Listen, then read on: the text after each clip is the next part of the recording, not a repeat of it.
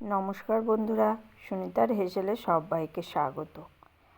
প্রতিদিনের মতো আজও আমি চলে এসেছি আরেকটি নতুন রেসিপি নিয়ে। আজ আমি আপনাদের সঙ্গে শেয়ার করব কাতলা মাছের ঝোল। আলু দিয়ে কাতলা মাছের ঝোল একদম অনুষ্ঠান বাড়ির মতোই তৈরি করে দেখাবো, খুব কম সময়ের মধ্যে আর ঘরোয়া কিছু উপকরণ দিয়েই তৈরি করে দেখাবো। তার জন্য দেখুন, এখানে আমি প্রথমেই কড়াইতে সর্ষের তেল গরম করে নিয়ে মাছগুলোকে একটু লাল লাল করে ভেজে নেব।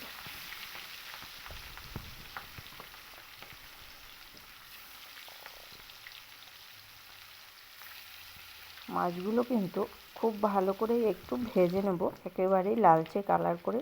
দেখুন, আমার এক সাইড মাছগুলো হয়ে গেছে। এবার আমি উল্টে দিয়ে আরেক সাইড মাছগুলোকে ভেজে নেব।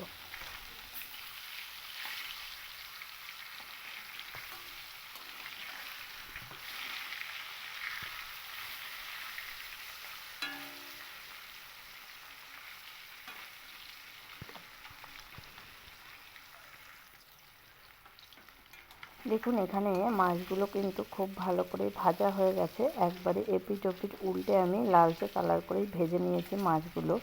এবার এই মাছগুলোকে আমি তুলে নেব।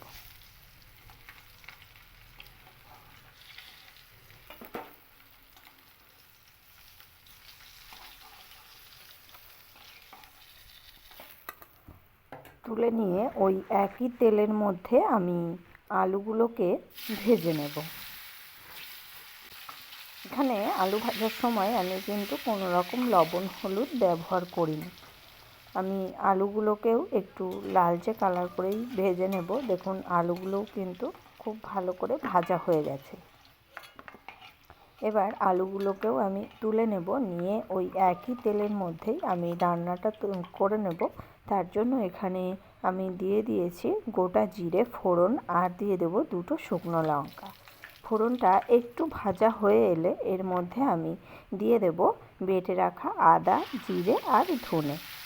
আমি একসঙ্গে বেটে রেখেছিলাম আদা, জিরে আর ধনেটাকে।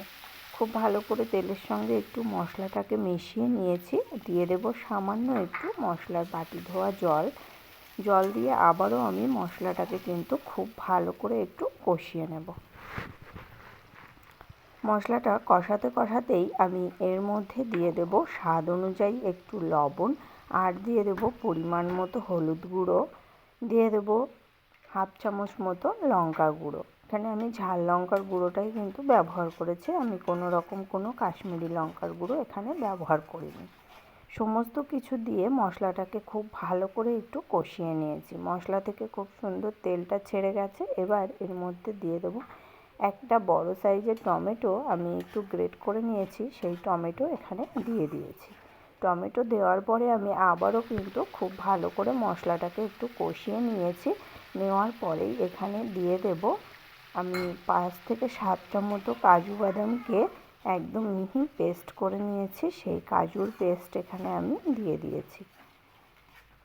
খুব ভালো করে কাজু বাদাম দিয়ে সমস্ত মশলাটাকে আমি মিশিয়ে নিয়েছি। মিশিয়ে নিয়ে এর মধ্যে আমি দিয়ে দেব ভেজে রাখা আলুগুলো দিয়ে মশলার সঙ্গে আমি খুব ভালো করে একটু কষিয়ে নেব, মশলা থেকে তেলটা ছাড়া পর্যন্ত। দেখুন, মশলাটা কিন্তু খুব সুন্দর আলুর সঙ্গে কষানো হয়ে গেছে। মশলা থেকে খুব সুন্দর তেলটা ছেড়ে গেছে। এবার আমি এর মধ্যে দিয়ে দেব পরিমাণ মতো জল।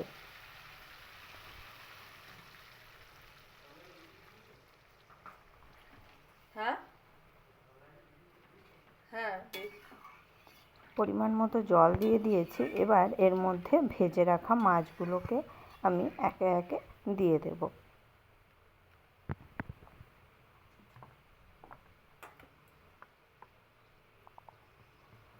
এখানে আমি সমস্ত মাছগুলো দিয়ে দিয়েছি। এবার এই মাছগুলোর সঙ্গে আমি ঝোলটাকে কিন্তু খুব ভালো করে একটু ফুটিয়ে নেব।